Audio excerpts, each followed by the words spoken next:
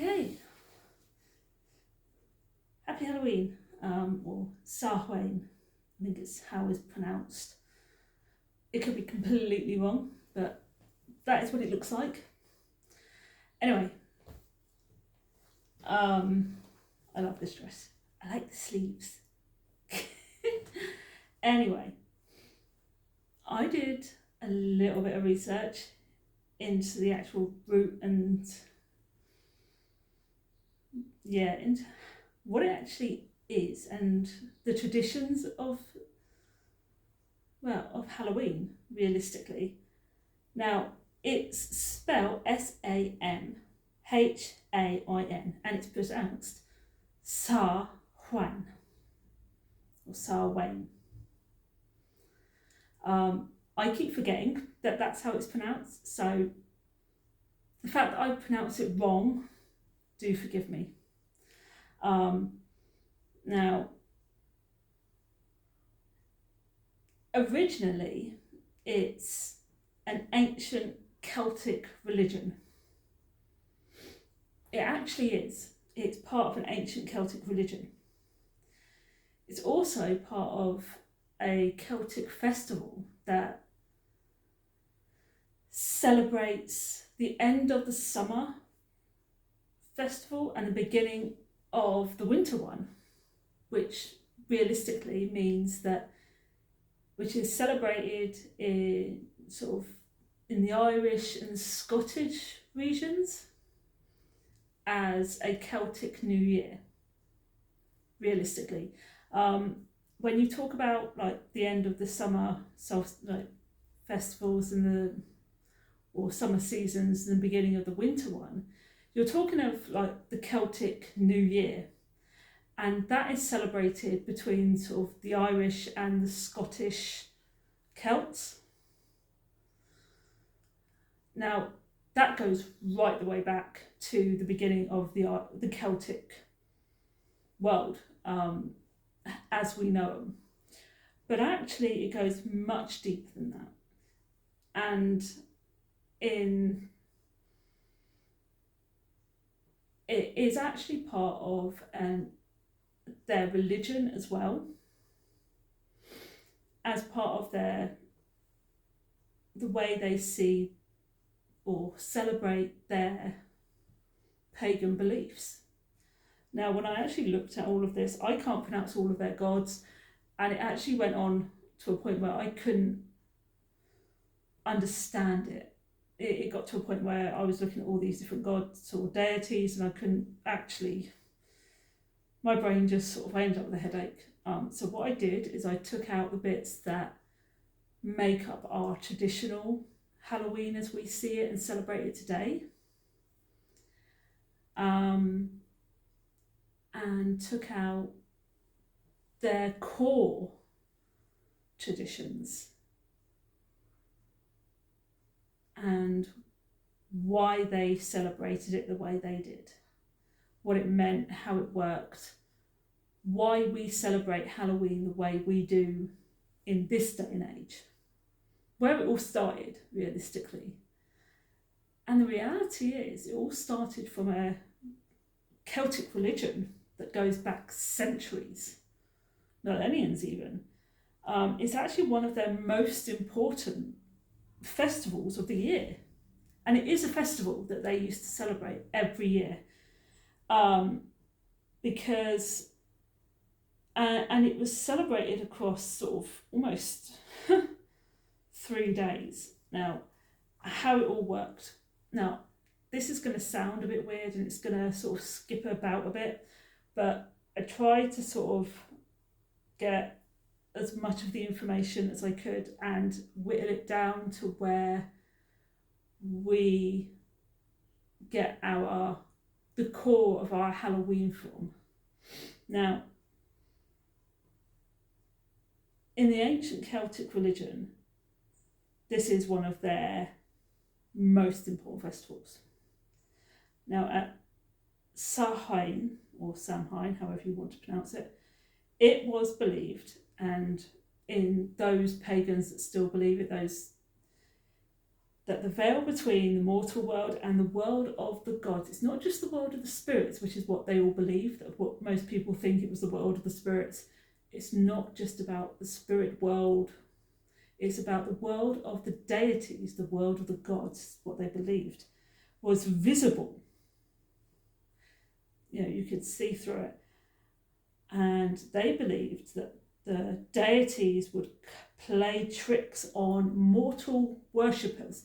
So they believed that their gods would, the Celtic gods, would actually play tricks on those that worshipped them in the here and the mortal plane.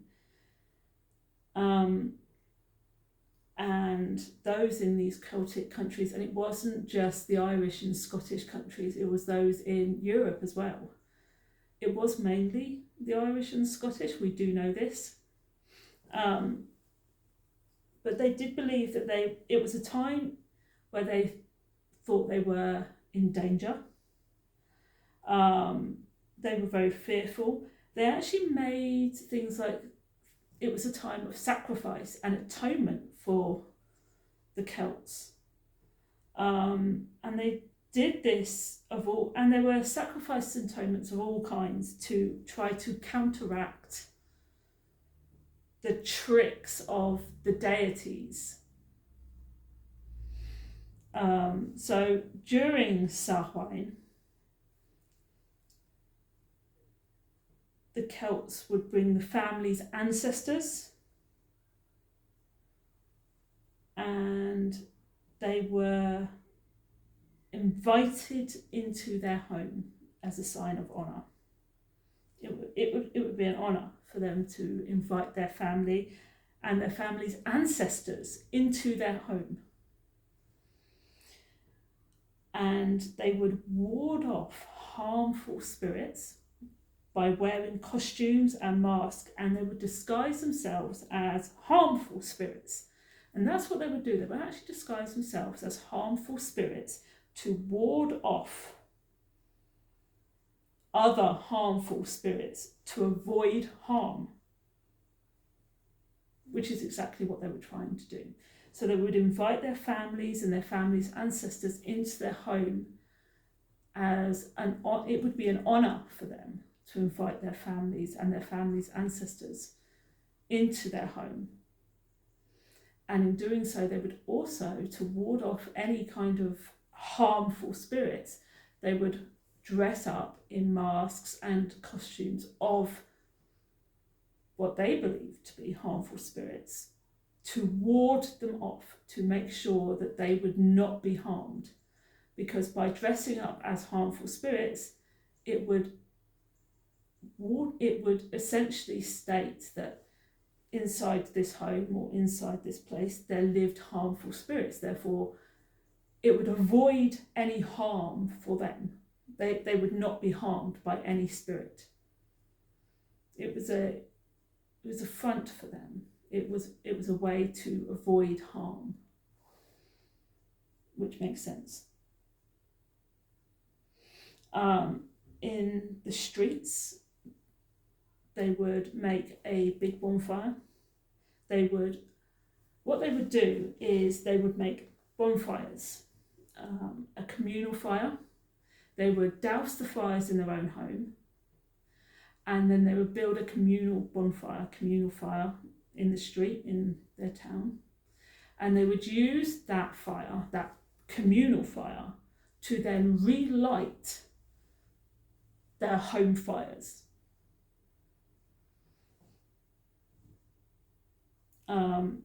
And inside the communal fire, they would put in the bones of the livestock that was to be sacrificed. So they would slaughter livestock, and then their bones of that slaughtered livestock would be sacrificed in the communal fire.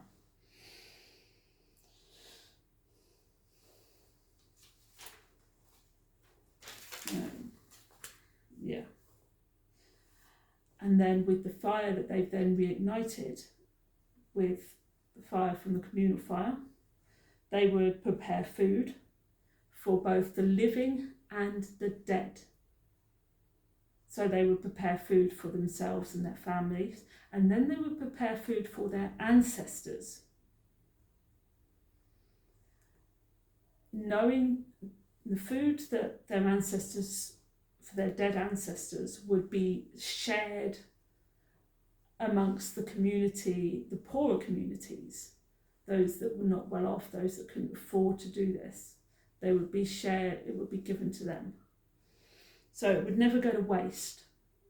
So they would prepare a large amount of food for themselves, for their families who were living, and for their dead ancestors.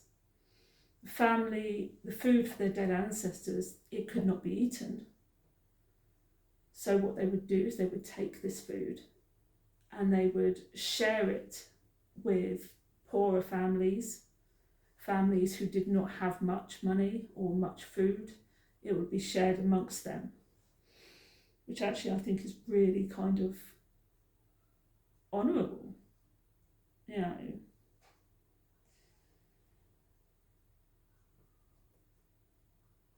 Now, this is how it would always be. Now, by doing this, it then marked a new year for them. It was all part of not only marking, celebrating and honouring their families, it also marked an end of a new year for them, or end of year for them. Now, this concept of trick-or-treating that we do, this also has its roots back in Samhain, in these traditional kind of celebration, in this festival that they had. Now, they didn't call it trick-or-treating. They called it was called mumming. It's called mumming. mumming. Mumming. What they did is they put on these costumes and they would go door to door, but they wouldn't do this concept of trick-or-treating. What they would do is they would sing songs to the dead.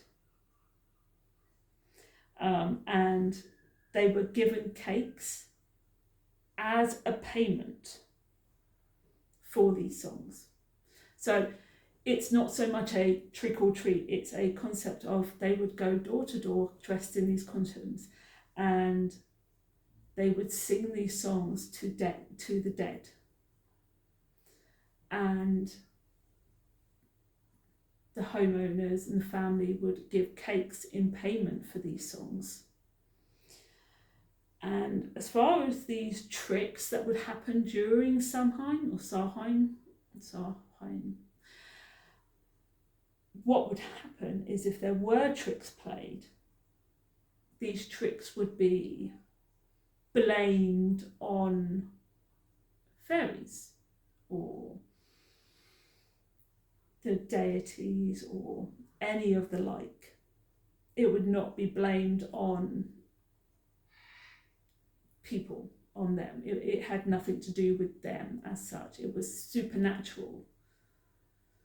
It wasn't them that would play tricks. It was a supernatural force, you see. So they never went trick-or-treating, they went mumming, where they would sing songs to the dead, receive cakes in payment.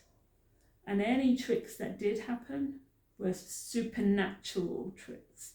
It would be from a supernatural kind of thing. Yeah. But now that was all that was. It wasn't about, let's see how many treats I can get, rah, rah, rah, rah, rah, eat sweets till your heart's content and dress up and whatever. It was a custom. They were actually they were actually fearful. This wasn't about, they didn't dress up in costumes just for the sake of dressing up in costumes. They weren't doing this for fits and giggles. They were doing this because they were actually afraid, scared. When they dressed in costumes, these costumes were costumes of harmful spirits. And they dressed this way to ward them off, so they would not be harmed. It was this concept of, we're all scared of this night, and this is how we counteract this fear. And at the same time, bring honour to our families and celebrate the end of a year. At the same time, we're bringing in the new year. So there was a lot going on at that time. It was a very kind of mixed emotions, very kind of fraught, fearful, joyous time. A time where people were afraid, but at the same time looking forward to a new year.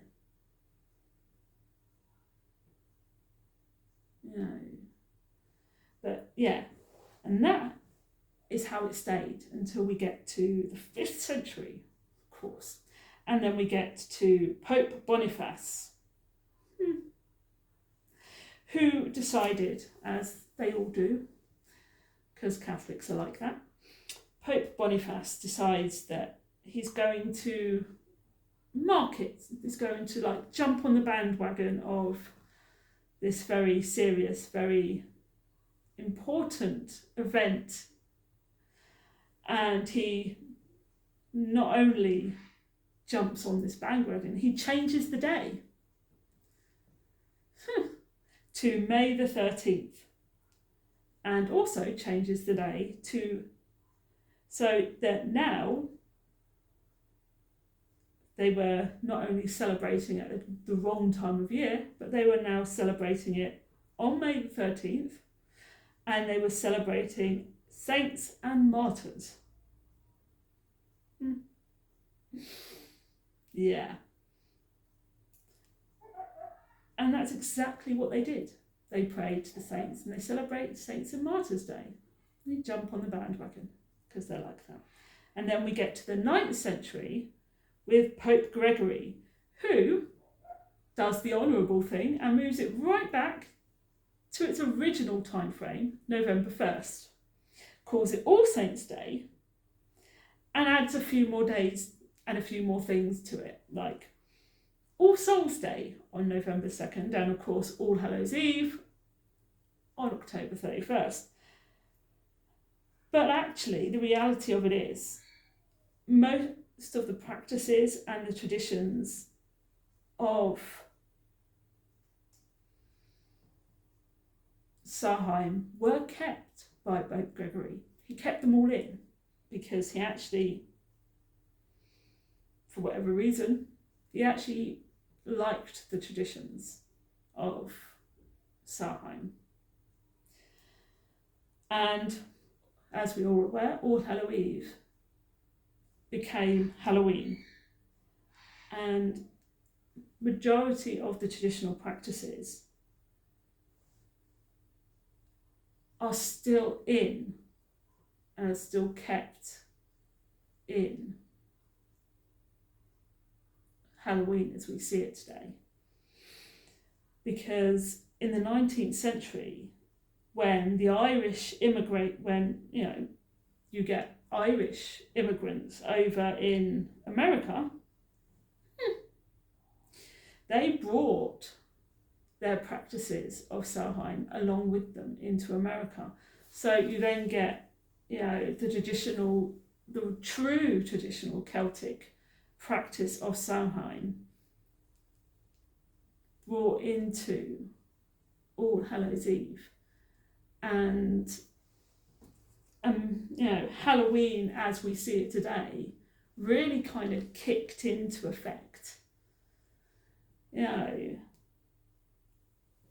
But when you remember what it was really all about, this concept of trick-or-treating, to me, I've never celebrated it. It was never about, how much candy can I get? I'm going to scare people. I want to scare people, rah, rah, rah. It was about, warding evil off. It was about coming together as a community. It was about honouring their ancestors and celebrating a new year.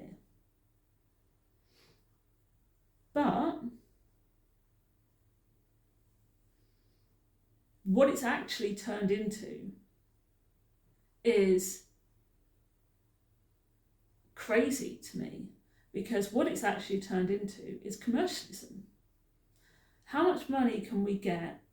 We'll dress up all our children. We spend, see, what we've actually ended up with is pure commercialism. We've lost the traditions of what it should have been.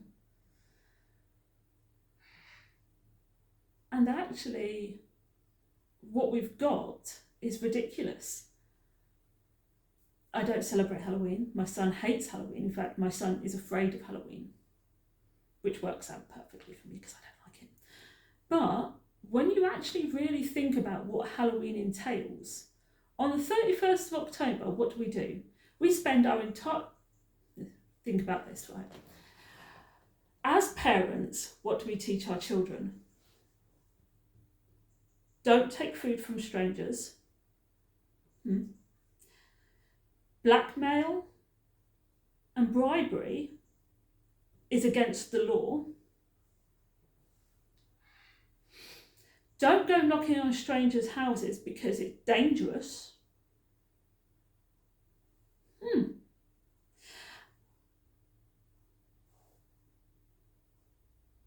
And then on Halloween, what do? We dress our children up in costumes. We go and knock on strangers' door, and then we blackmail them into giving us sweets. Because if they don't, we have the right to terrorise them, which is actually against the law.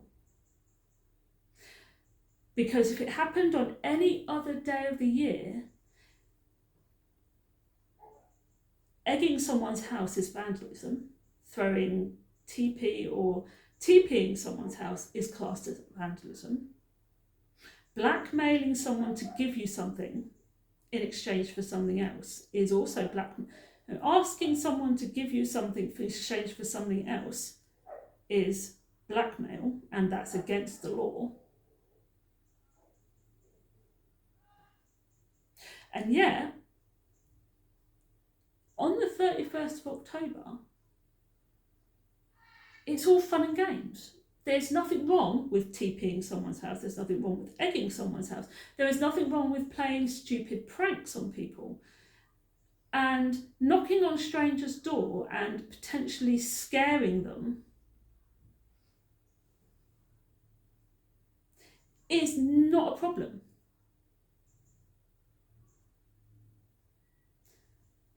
And although in this day and age, most parents only knock on doors of people they know because it's safer that way, it's still this concept of we are allowing our children to do 3 things that are against the law. The law allows them to do this. Legally, the law allows them to do this on Halloween, on 31st of October. Because playing pranks on Halloween, if they don't get sweets on Halloween, it's okay to pull pranks on people. It's okay. It's okay to knock on people's doors and go, trick or treat, give me something good to eat. If you don't, I will trick you. Or I will do something to you. That's blackmail. By any state of the word. If you don't give me sweets, I have the right to be horrible to you. On any other day of the year, that's against the law. And any other day of the year, as parents, we are teaching our children not to accept any sweets from strangers, not to take anything from anybody. And we're also teaching our children that blackmail and vandalism and being horrible to people Against the law. Should be doing stuff like that. Especially blackmail and vandalism is actually against the law. And that being horrible to people is something that is punishable. That it has consequences. Unless it's Halloween. And actually, to me, that makes no sense. In my head, that makes absolutely no sense whatsoever. I don't get it.